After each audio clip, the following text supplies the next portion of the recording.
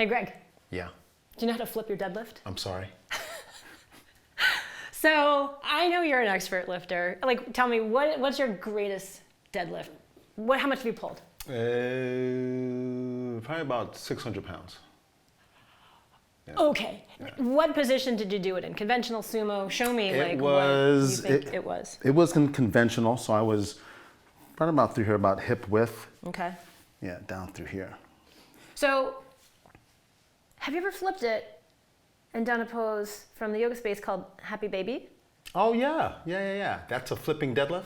Sort of. Okay. So to flip your deadlift, you get down on the ground and finding that conventional shape and coming into what we call in the yoga space happy baby, which is, you see babies doing this all the time. But unlike a baby, what you want to try to have is a neutral spine. So sacrum is on the floor, lumbar spine slightly off the floor in its natural curve, and braced thoracic spine, ribcage spine on the floor, and of course skull on the floor.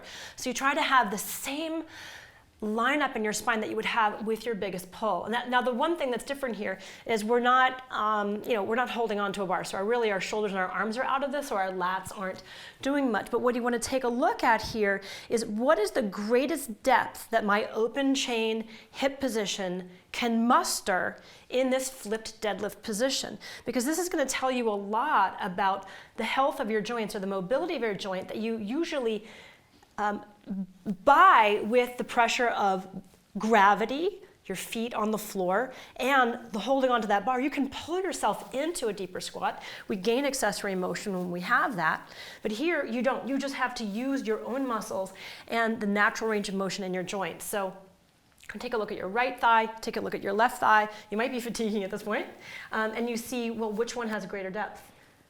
Which one has more range, would you say here? The left has more range than the right. So the right is lacking. All right, so what we'll do is a dynamic pre-covery / recovery mobilization specifically for the right hip, so that there's more congruency between the two hips, because ultimately that's going to be better for his back in his pull.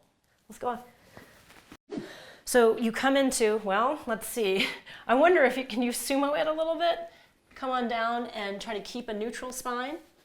And you can have your feet turned out or in a more parallel. So the degree of the foot out or in is actually going to dictate which of your adductors dominate here. And then you're going to slide from side to side.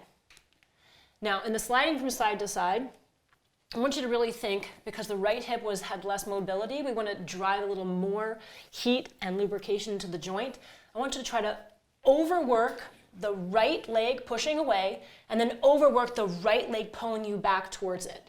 So let your left leg go along for the ride, but really work the push-pull from the right hip. Does that make sense?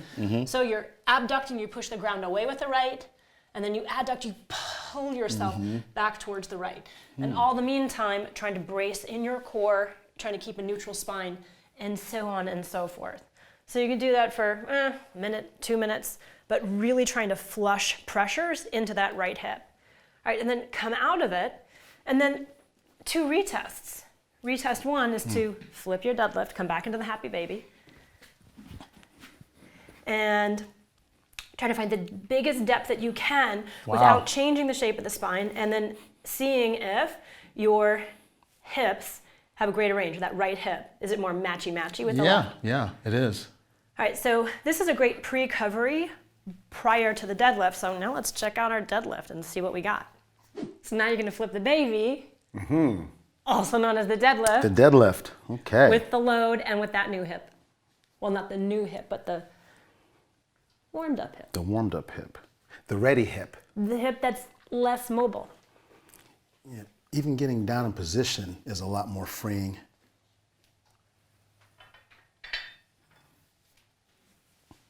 Like butter. Oh, totally.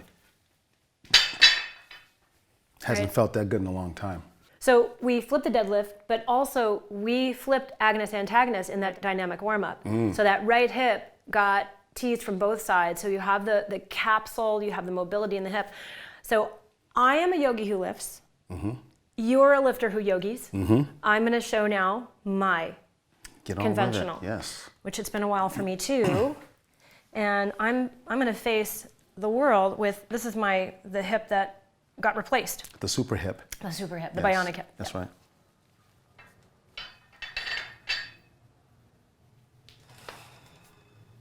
Very nice. That's how you flip your deadlift. I flip my deadlift. Go flip it.